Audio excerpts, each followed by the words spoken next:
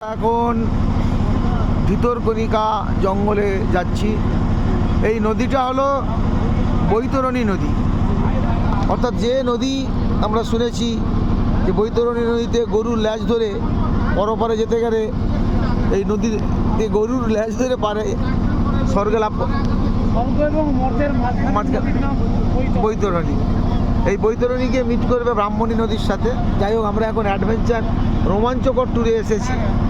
আমাদের পূর্ব মেদিনীপুর জেলার পুরুষ এবং মহিলা আইনজীবী মিলে প্রায় 50 জন। সারাদিনের ট্যুর, ভালো লাগছে। লঞ্চের উপর বসে আছি, লঞ্চের ছাদে মনোরম পরিবেশ দেখতেই পাচ্ছেন। চারিদিকে বৈতরণী নদীতে রয়েছি আমরা, দেখতেই পাচ্ছেন। দে দে পাল তুলে দে, মাঝি হেলা করিস না, ছেড়ে দে নৌকা, আমি যাব ভিতরকণিকা।